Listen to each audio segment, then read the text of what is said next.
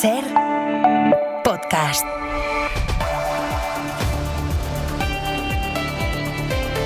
Y la fotografía hasta ahora nos lleva hasta la playa del Trampolín, hasta Ceuta, donde ahora hay mucho movimiento porque Nicolás Castellano, ¿qué tal? Buenas tardes.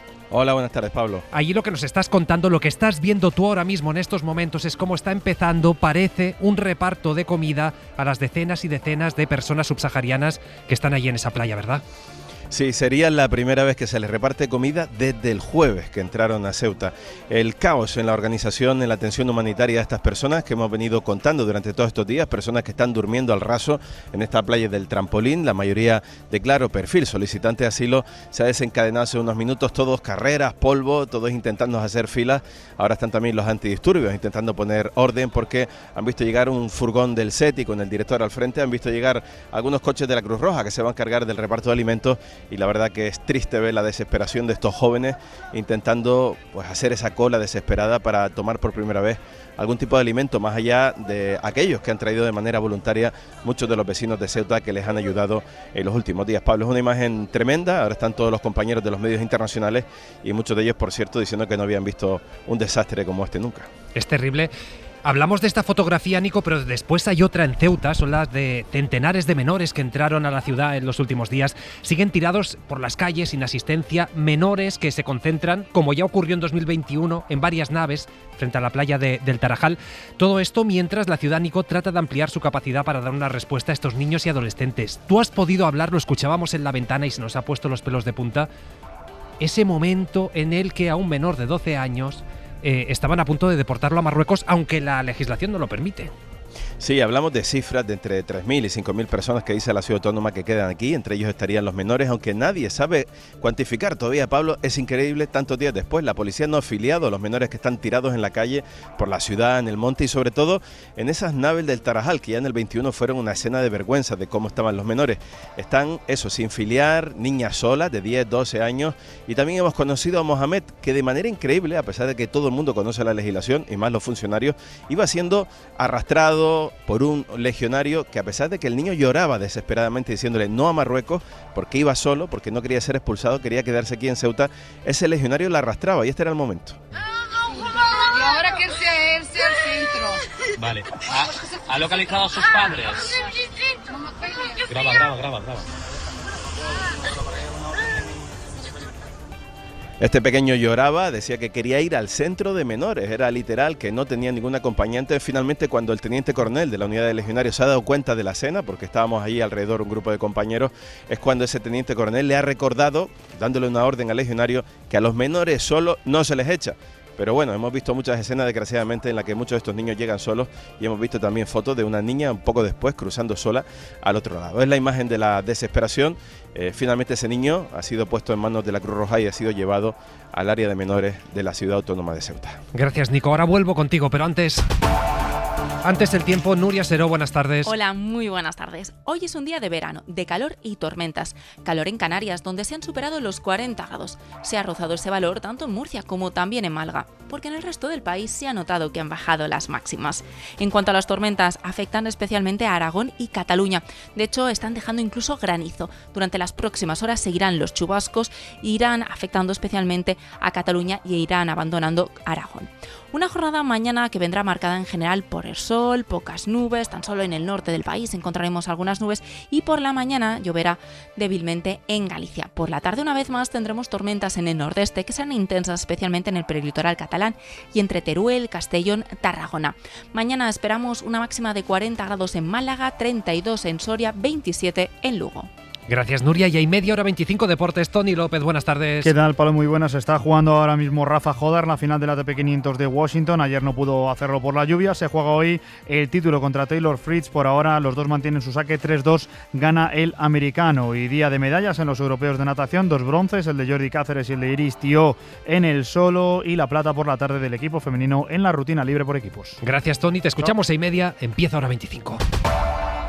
La ministra de Defensa, Margarita Robles, se desmarca de la postura oficial del gobierno de exculpar a Marruecos por la crisis de Ceuta. Robles ha pedido al Ejecutivo marroquí que investigue y que castigue a quienes han causado este drama humano, Corona Rabánico. Que a Ceuta y a Melilla no se le toca. Y yo le pido al gobierno de Marruecos que haga lo mismo, que no puede ser que se utilice a menores como se ha utilizado o a personas, echándoles a la muerte sin más como consecuencia de actuaciones en las redes. Quien haya estado detrás de esto, las mafias o quien lo haya consentido o tolerado, tendrá que asumir responsabilidades. Y quien lo haya consentido o tolerado. Ha sido la voz más contundente del Ejecutivo en los 5 días que dura ya la crisis de Ceuta, porque esta mañana, de hecho, en Televisión Española, el ministro de Exteriores, José Manuel Álvarez, ha evitado cualquier crítica a Rabat y ha destacado nuevamente la colaboración marroquí. Desde el primer momento, Marruecos ofreció su colaboración para intentar impedir ese flujo de personas y, sobre todo, para que retornaran inmediatamente, como está ocurriendo. La inmensa mayoría de aquellos que entraron ya están de vuelta en Marruecos y sigue ofreciendo esa colaboración para que hasta la última persona que haya entrado en Ceuta regrese a Marruecos. Pues hay discrepancias sobre este papel de Marruecos, pero también discrepancias en el gobierno sobre qué se sabía y qué no se sabía. Hoy les estamos contando en la SER que el Centro Nacional de Inteligencia, el CNI, manejaba información fiable sobre un riesgo de entrada masiva a la ciudad autónoma. Y según fuentes de seguridad, así se lo comunicó Interior en varias ocasiones. Ahora bien, el departamento de Marlaska insiste en que no sabía absolutamente nada, que nadie avisó de que podía producirse una crisis de esta magnitud. Javier Bañuelos, buenas tardes. ¿Qué tal? Buenas tardes. Sí, Interior sigue negando que hubiese recibido algún tipo de alerta por parte del CNI, pero las hubo. Así lo confirman a la SER fuentes relacionadas con la seguridad del Estado. Estas fuentes aseguran que el CNI sí dio varios avisos a Interior. Alertó semanas antes de que se avecinaba una entrada masiva desde Marruecos, pero aún así no hubo un refuerzo acorde a esa amenaza, según insisten estas fuentes que lamentan que Interior desoyó estas advertencias. La ministra Robles se ampara en el carácter secreto del trabajo del CNI para no dar detalles de la información exacta que se dio a Interior.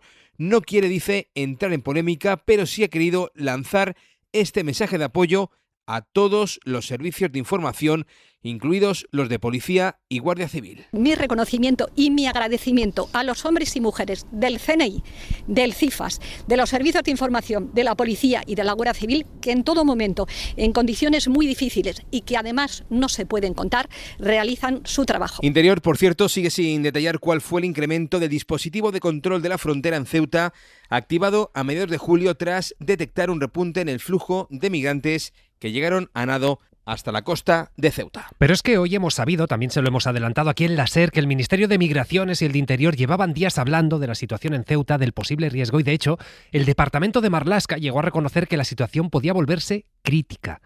Pero es que además Ceuta, en este caso a través del área de menores, también advirtió al gobierno. Le dijo desde el lunes, oye, la situación en la frontera con Marruecos está cambiando radicalmente, algo está pasando. Nico, lo has adelantado tú, vuelvo contigo, cuéntanos más de esto que estaba ahora apuntando.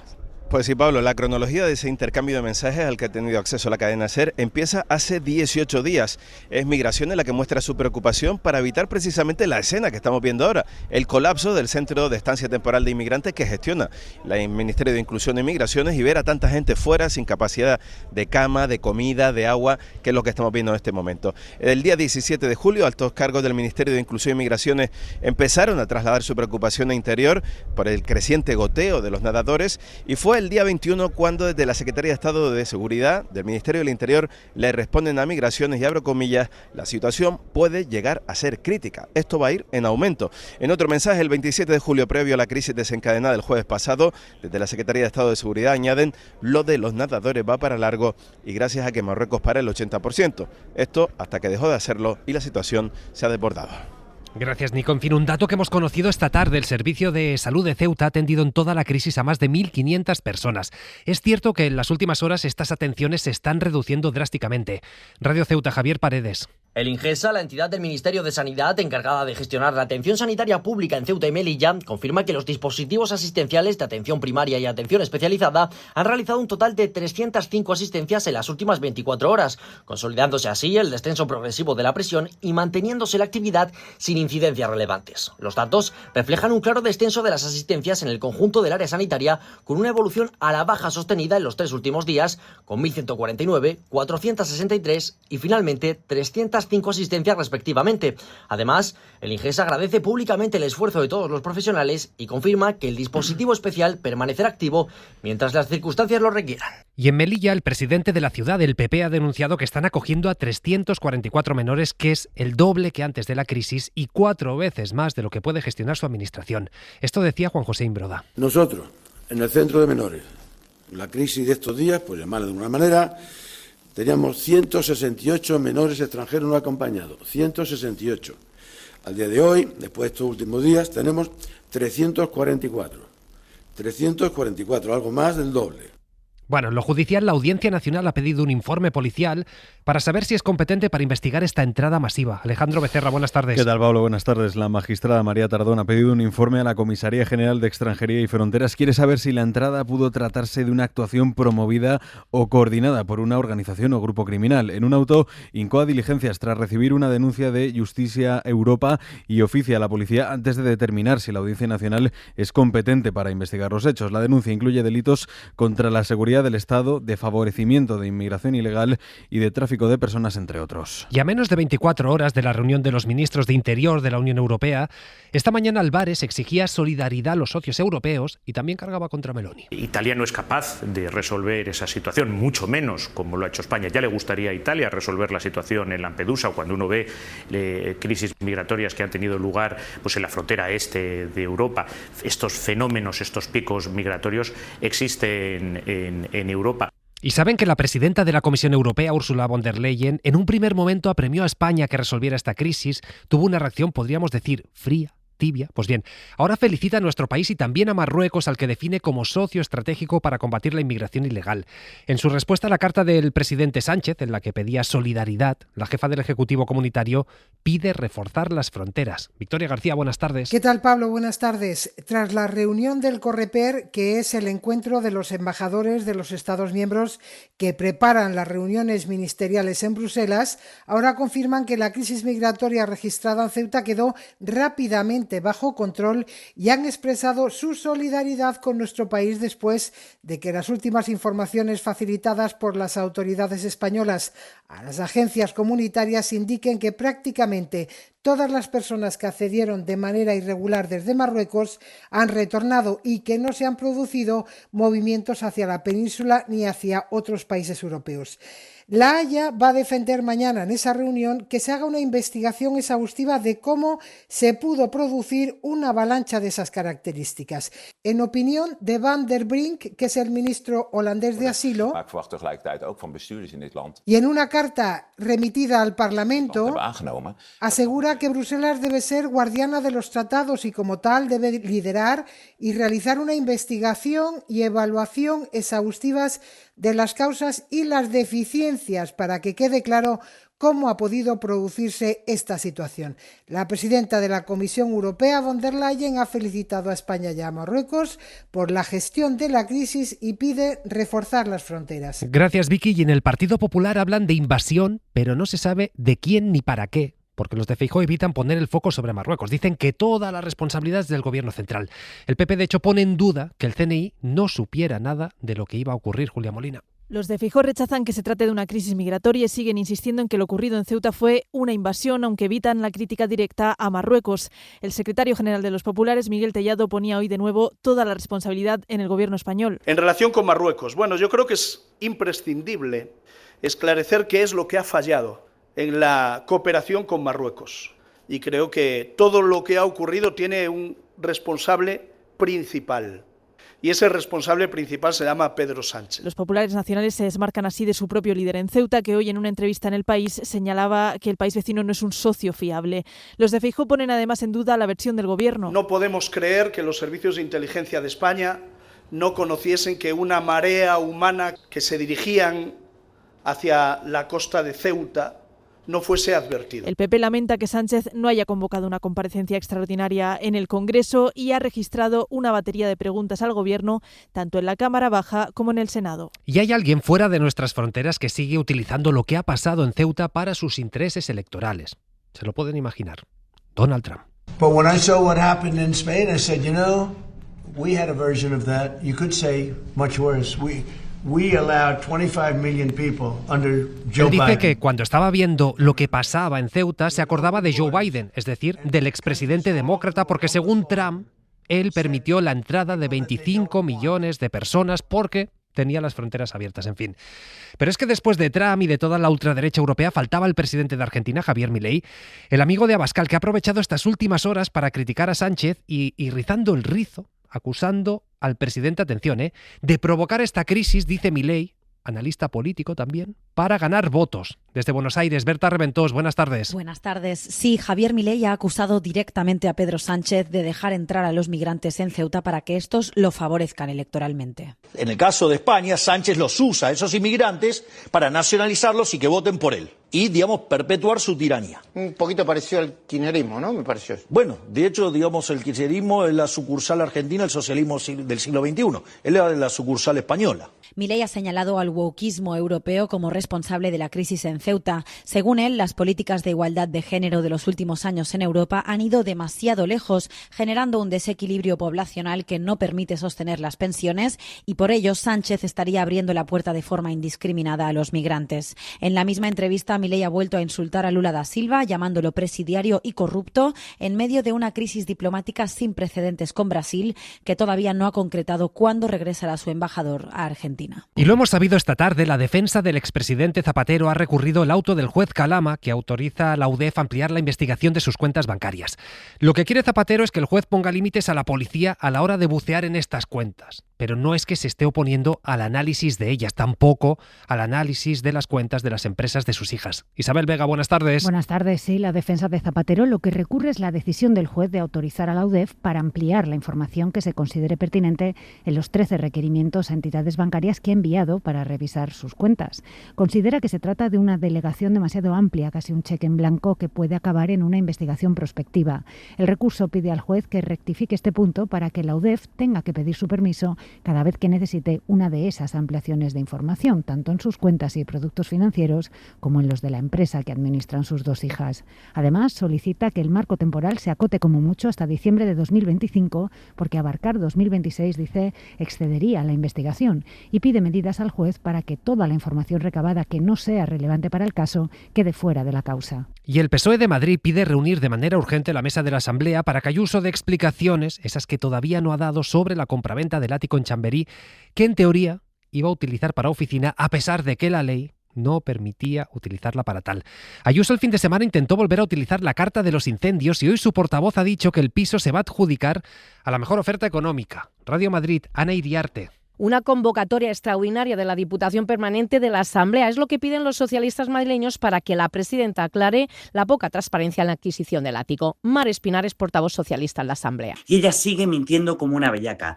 Los socialistas madrileños hemos pedido de manera urgente que responda a todas las preguntas que se están haciendo los madrileños para que nos cuente dónde está la motivación de esa compra y dónde está la licitación de las supuestas obras en Sol. Sin embargo, la Comunidad de Madrid sigue con sus planes. Así lo contaba el consejero de Presidencia, Miguel Ángel García. Se adjudicará, lógicamente, a la mejor oferta económica con el reparto de dividendos. Ese reparto de dividendos lo que nos va a permitir es incrementar la recaudación de la Comunidad de Madrid. La cuestión es que el anuncio de que la venta del ático y otros 4 inmuebles de Gran Vía serviría para recaudar 20 millones de euros para financiar la reconstrucción de la Sierra Oeste tras los incendios no es exactamente así. En la web de Planifica Madrid solo consta un inmueble en Gran Vía y además la Comunidad de Madrid ya preveía venderlo en 2025 por 11,2 millones de euros al no contar con licencia para uso de oficinas. Una operación que ya figuraba en los presupuestos de 2026. Pues si por lo que sea les interesa comprar este ático que adquirió la comunidad, pueden ver el vídeo en cadenaser.com. Y un nuevo informe del Banco de España apunta que la diferencia del precio de los nuevos alquileres respecto a aquellos que ya están en vigor aumentó en 2024 un 16,6%. ¿Qué quiere decir esto? Pues que la brecha se ha triplicado desde el año 2020, Pablo Anzola. Sí, los caseros fijan el precio de los nuevos alquileres un 16,5% más alto de los que marcan los contratos en vigor. Es una brecha que, según datos del Banco de España, se ha casi triplicado desde la pandemia y que, como explica el profesor de la UPF, José García Montalvo, es un reflejo directo de la tensión creciente en el mercado inmobiliario. Lo que es interesante para ver cuál es la intensidad de la demanda frente a la escasez de la oferta interesa es ver qué le pasa a los nuevos alquileres, y los nuevos alquileres pues muestran con muchísima claridad que la tensión va en aumento. En su análisis dice el Banco de España que estas nuevas viviendas que entran al mercado son las que contribuyen a incrementar el precio del alquiler, y es que las actualizaciones de los contratos en vigor, topadas por ley, han ayudado a moderar en casi 2 puntos el precio medio en el conjunto de nuestro país.